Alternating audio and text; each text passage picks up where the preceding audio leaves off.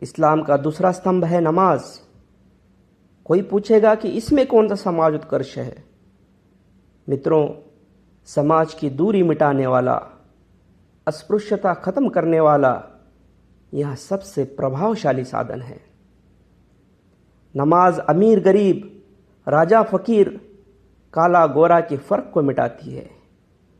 एक ही सफ में खड़े हो गए महमूद व अयाज, न कोई बंदा रहा न कोई बंदा नवाज। नमाज के खिलाफ उस भगवा वस्त्रधारी महिला ने की हुई बयानबाजी मानसिक दिवालियापन दिखाती है। कोई शख्स किसी समुदाय से इतनी ज़्यादा नफरत करते हुए ऐसी जहरीली बातें कैसे कर सकता है, यह सोचकर ही सर चकराने लगता है। दोस्तों, उन्होंने कहा कि मुसलमान 5 बार नमाज इसलिए पढ़ता है कि हिंदुओं का विनाश करे, और वो 5 बार नमाज पढ़ने से सीधे तलवार लेकर खड़ा होगा। कितनी दुर्दैवी बात है। चले इसका तर्क संगत जवाब देते हैं। सबसे पहले एक खैरख्वाह, एक हितैषी बनकर मैं उस आदरणीय महिला को सलाह दूंगा कि वो अच्छे मनोचिकित्सक से अपनी चिकित्सा जरूर कर ले, क्योंकि मुझे डर है कि ऐसी अटपटी बातें करने वाली व्यक्ति कल हर आने जाने वाले व्यक्ति को पत्थर फेंक कर मारना न शुरू कर दे। उनकी यह बातें असत्य होने के कई व्यावहारिक प्रमाण, प्रैक्टिकल प्रूफ्स हैं, मगर इनमें से सिर्फ प्रमुख 2 प्रमाण मैं बताना चाहूंगा।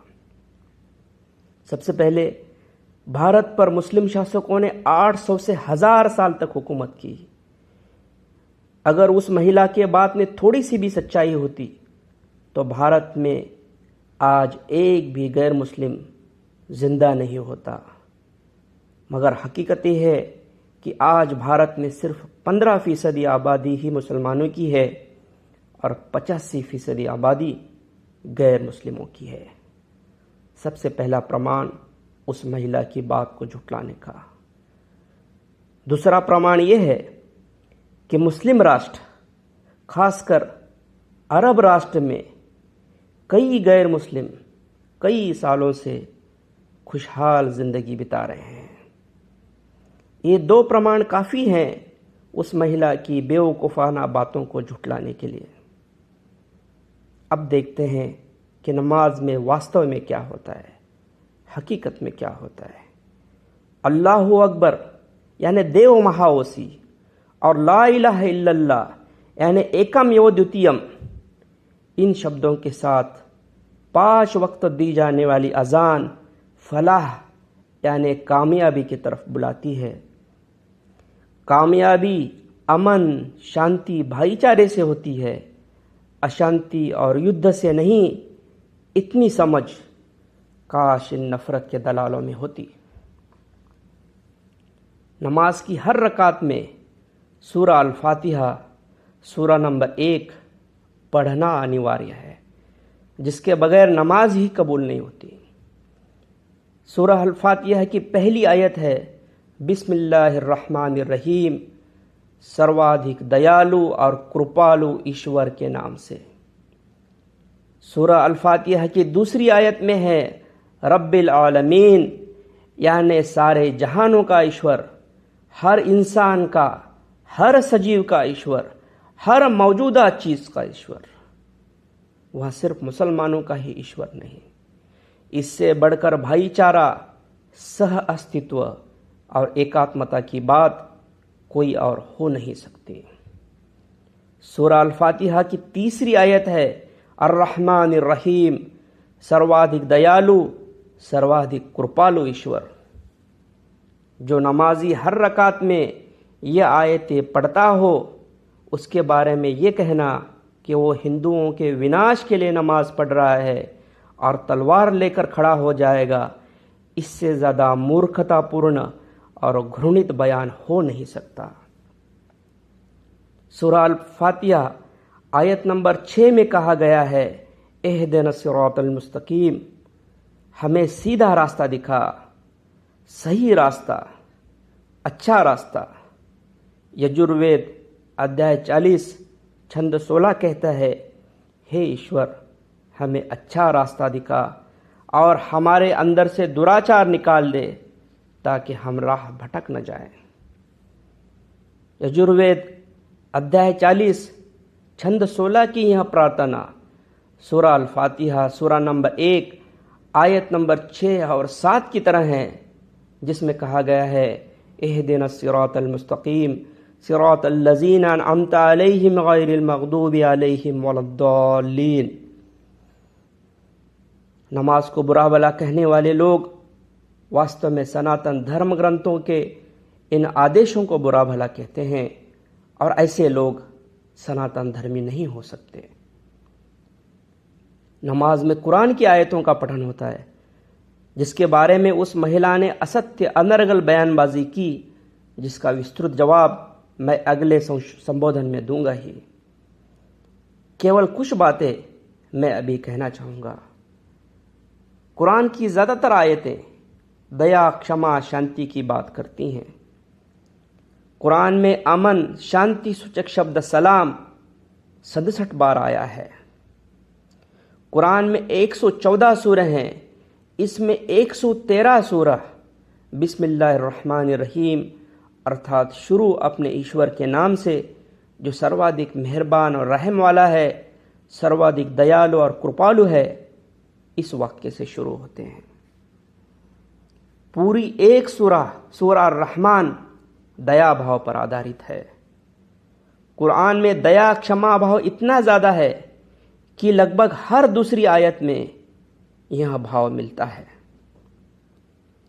कुरान में क्षमा सूचक शब्द गफर 234 बार, अफू 35 बार और सफ़ा 8 बार आए हैं, यानी कुल 277 बार प्रत्यक्ष रूप में, तो अनगिनत बार अप्रत्यक्ष रूप में क्षमा सूचक शब्द आया है।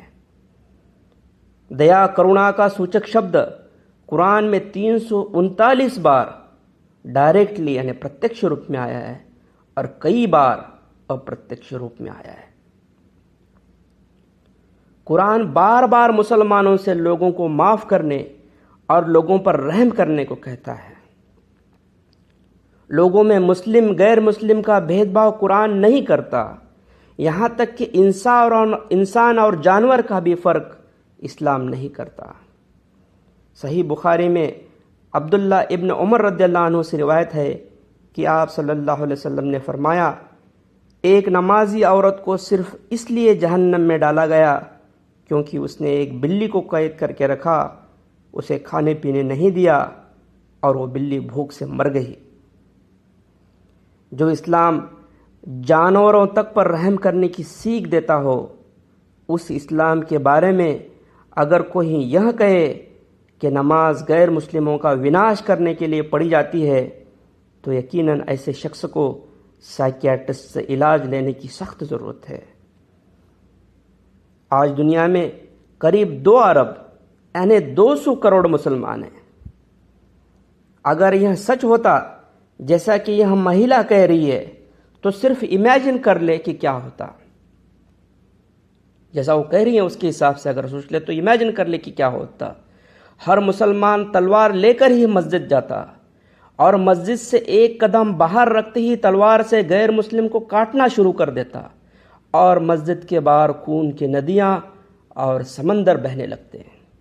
मित्रों, यह सब कुछ एक पागल शख्स के डेल्यूजन और हेलुसिनेशन यानी भ्रम और दुस्सपन से अधिक कुछ भी नहीं। न ऐसा कभी हुआ है न कभी होगा। सारे मुसलमानों का तो छोड़ो, किसी एक मुसलमान ने नमाज पढ़ने के बाद मस्जिद से बाहर निकलकर किसी गैर मुसलमान से कोई भी बुरा सलूक किया हो तो एक मिसाल हमारे सामने पेश करें। क्योंकि मस्जिद से बाहर निकलने वाला सच्चा नमाजी शांत, दयाशील, क्षमाशील, रहमदिल बनकर निकलता है, क्योंकि नमाज में इसी बात की सीख दी जाती है। नमाज दया, क्षमा, शांति की सीख देती है, हर जीव पर रहम करने की बात सिखाती है, मन क़तल नफ्सन बिगैर नफ्सिन औ फसादिन फिल अर्दी फ़कअन्नमा क़तलन नास जमिया व मन अहयाहा फ़कअन्नमा अहयन नास जमिया। यानी जिसने एक बेगुनाह का कत्ल किया उसने पूरे इंसानियत का कत्ल किया, जिसने एक बेगुनाह को बचाया उसने पूरे इंसानियत को बचाया। यह बात सूरह अल-माइदा सूरह नंबर 5 आयत नंबर 32 में कहने वाला कुरान किसी मासूम के कत्ल को मान्यता नहीं देता। इसलिए मुस्लिम बहुल राष्ट्रों में कई गैर मुस्लिम अमन चैन से जीते हैं। शरिया कानून में कत्ल की सज़ा मौत है, फिर कातिल कोई भी हो, इस्लाम इसमें फ़र्क नहीं करता। वो मुसलमान हो तो भी, राजा या प्रिंस हो तो भी, बेहद अमीर हो तो भी कत्ल की सज़ा सिर्फ मौत है। सऊदी अरेबिया ने हाल ही में अपने प्रिंस को कत्ल के जुर्म में सज़ाए मौत देकर यह साबित किया है कि कत्ल के मुजरिम में अपना पराया, अमीर गरीब और मज़हब का भेदभाव नहीं होता। हर कातिल की सज़ा सिर्फ मौत है। ऐसी कई मिसालें मौजूद हैं। इसलिए मैं भगवा वस्त्रधारी महिला से निवेदन करता हूँ कि झूठी, मनगढ़ंत, मूढ़, अहमकाना बातें करके लोगों को गुमराह करना बंद कर दे। उस महिला ने बिना संदर्भ आधी अधूरी कुरान की आयतें बताकर लोगों को गुमराह करने की कोशिश की, जिसका जवाब मैं विस्तृत रूप से अगले संबोधन में दूंगा। अल्लाह और हज़रत मोहम्मद पैगंबर सल्लल्लाहु अलैहि वसल्लम के खिलाफ जो उन्होंने अभद्र टिप्पणियां की, उसका भी विस्तृत जवाब मैं अगले संबोधनों में दूंगा ही।